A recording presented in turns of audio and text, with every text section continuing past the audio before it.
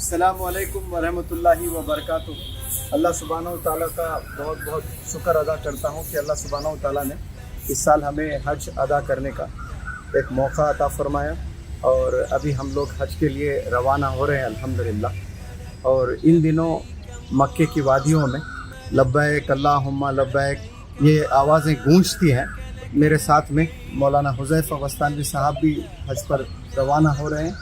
آپ سے میں التجا کرتا ہوں کہ یہ 35 لاکھ 40 لاکھ لوگ دنیا بھر سے حج کے لیے ہر سال جاتے ہیں، اور ان میں سے اکثر بڑی تعداد اردو زبان سمجھنے والی، اردو زبان بولنے والی ہوتی ہے۔ میں آپ سے التجا کرتا ہوں کہ آپ یہ تمام حجاج اکرام بالخصوص ہندوستان اور پڑوسی ملک بہت سے لوگ جو جاتے ہیں، ان کے لیے آپ بتائیں کہ یہ لبیک اللہم لبیک اس کا کیا مطلب ہے، اور حج کے دوران ہم نے کیا چیزیں کرنی ہیں اور کیا چیزیں نہیں کرنی ہیں۔ السلام علیکم ورحمۃ اللہ وبرکاتہ۔ سب سے پہلے تو ہم اللہ کا شکر ادا کرتے ہیں کہ اللہ رب العزت نے ہمیں اپنے گھر کے دیدار کے لیے قبول فرمایا، اس لیے کہ وہاں پر وہی پہنچتا ہے جس کے ساتھ اللہ کی مرضی شامل حال ہو۔ ہم مختصر انداز میں سب سے پہلے لبیک کے بارے میں سمجھیں گے۔ لبیک کے بارے میں دو چیزیں میں سمجھانے کی کوشش کروں گا۔ ایک تو یہ کہ لبیک کے معنی کیا، تاکہ ہمارا حاجی جب اسے بولے تو پورے استحضار کے ساتھ بولے، اس کو اس معنی کو سامنے رکھ کر بولے، تو اللہ کی ذات سے امید ہے کہ اس کے بڑے اثرات اور فوائد اس کو حاصل ہوں گے۔ اور دوسرا ہے کہ لبیک کے فضائل کیا ہے۔ لبیک یہ اصل میں عربی زبان کا ورڈ ہے، لبا بالبابی، اس کے معنی آتے ہیں کسی کے دروازے پر جا کر کھڑا ہو جانا۔ لبیک کا مطلب یہ ہے کہ اے اللہ میں تیرے دروازے پر حاضر ہوں۔ اللہ رب العزت نے اس کلمے کی تعلیم دی۔ اس کے سلسلے میں بیان کیا جاتا ہے کہ حضرت ابراہیم علیہ السلام نے جب اللہ کا گھر بنایا تو وہاں پر کوئی زیادہ لوگ تھے نہیں۔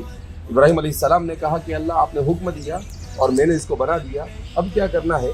تو اللہ رب العزت نے کہا وَأَذِّن فِي النَّاسِ بِالْحَجِّ، اے ابراہیم لوگوں میں آواز لگاؤ کہ وہ حج کے لیے آئے۔ تو ابراہیم علیہ السلام نے کہا کہ اللہ کون سننے والا ہے؟ تو اللہ نے کہا علیک النداء، آپ کے اوپر آواز لگانا ہے، اور آپ کی آواز کو قیامت تک آنے والے انسانوں تک پہنچانا یہ میرا کام ہے۔ اس موقع پر اللہ رب العزت نے جیسے ان سے کہا تو ابراہیم علیہ السلام نے کہا یا ایھا الناس، اے لوگو یہ اللہ کا گھر ہے، حج بالبیت، آؤ اور اللہ کے گھر کا طواف کرو۔ اس موقع پر اللہ رب العزت نے جتنے بھی انسان قیامت تک پیدا ہونے والے تھے ان سب کو یہ طاقت دی کہ وہ ان کی آواز پر لبیک کہے، یعنی اے ابراہیم آپ بلا رہے ہیں، ہم حاضر ہیں اللہ کی چوکھٹ پر حاضر ہونے کے لیے۔ اسی مناسبت سے لبیک کا لفظ، تو اس وقت جس نے لبیک کہا، چاہے وہ مٹی میں تھا، چاہے وہ ماں کے صلب میں تھا، چاہے وہ ماں کے پیٹ میں تھا، جو ہزاروں سال بعد بھی اگر ہم آج پیدا ہوئے ہیں تو ہم نے اس وقت ابراہیم کی آواز پر لبیک کہا تھا، تو اللہ ہم کو وہاں پر لے جا رہا ہے۔ تو لبیک کا مطلب کیا ہے کہ اے ابراہیم آپ نے بلایا اللہ کے گھر کی زیارت کے لیے، میں حاضر ہوں۔ لبیک اللہم لبیک، حاضر ہوں اے اللہ میں حاضر ہوں۔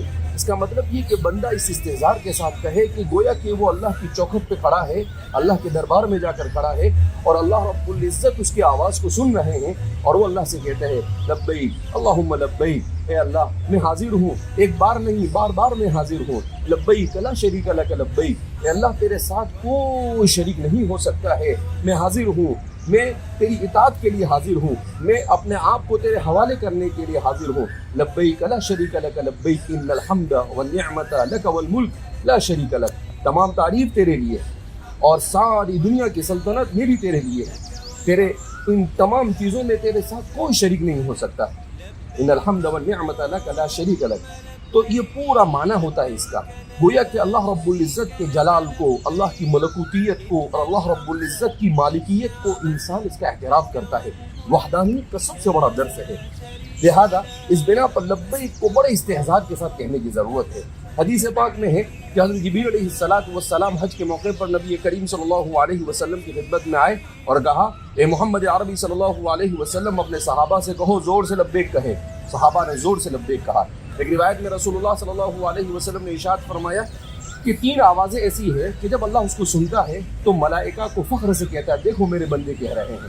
ایک اذان کی آواز، دوسرا تکبیر کی آواز، اور تیسرا لبیک کی آواز۔ جب یہ آواز زور سے گونجتی ہے تو اللہ فرشتوں سے کہتا ہے میرے فرشتوں دیکھو جن میرے بندوں کے بارے میں تم کیا کیا گمان کرتے تھے، دیکھو میرے بندے میری چوکٹ پر حاضر ہو چکے ہیں۔ تو اللہ رب العزت اپنے بندوں پر پراؤڈ کرتے ہیں، اللہ ان پر فخر کرتے ہیں۔ ایک روایت میں ہے کہ لبیک جب آدمی بولتا ہے تو اس کے لبیک بولنے کے ساتھ مشرق اور مغرب، شمال اور جنوب میں جتنی بھی چیزیں زمین پر پھیلی ہوئی ہے وہ تمام کے تمام چیزیں اس کے ساتھ لبیک بولتی ہے۔ یہ صحیح روایت میں ہے، اور اس کا سب کا ثواب اس کے نام اعمال میں دیا جاتا ہے۔ لبیک کے سلسلے میں اللہ کے رسول صلی اللہ علیہ وسلم نے بعد میں ارشاد فرمایا، حضور سے پوچھا گیا کہ اللہ کے رسول صلی اللہ علیہ وسلم حج کیا ہے؟ حضور نے کہا الحج والثج۔ اس کا مطلب کیا ہے؟ کہا حج کے معنی آتے ہیں زوردار آواز سے لبیک کہنا، اور سج کے معنی آتے ہیں قربانی کرنا۔ تو کہا یہ دو حج کے اہم ترین عمل ہے، لہذا حج کا سب سے اہم عمل یہ ہے کہ آدمی لبیک کہے۔ لبیک کی بے شمار فضیلتیں رسول اللہ صلی اللہ علیہ وسلم نے بیان کی ہے۔ ان تمام فضیلتوں کو سامنے رکھ کر ہمیں لبیک کو خوب اہتمام کے ساتھ بولنا چاہیے۔ اب اس سے زیادہ اور کیا فضیلت ہو سکتی ہے؟ بعض روایت میں یہاں تک آتا ہے کہ جب بندہ لبیک کہتا ہے تو اللہ رب العزت راضی ہو جاتا ہے، اور اللہ فرشتوں سے کہتا ہے فرشتوں تم نے سنا میرا بندہ کیا کہہ رہا ہے؟ کہا ہاں ہم نے سنا۔ کہا تم گواہ رہنا میں نے ان کو معاف کر دیا۔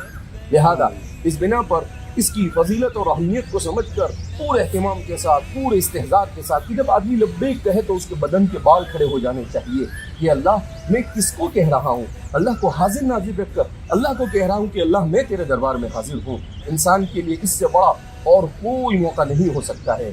لہذا ہمارے حاجیوں کو خاص پیغام ہے کہ وہ کثرت کے ساتھ لبیک کہے اور اپنے حج کو کما حق ادا کرنے کی کوشش کرے۔ اللہ رب العزت ہم سب کو پورے اہتمام کے ساتھ، پورے استحضار کے ساتھ، اس کے معنی کے استحضار کے ساتھ ہمیں لبیک کہنے کی توفیق مرحمت فرمائے۔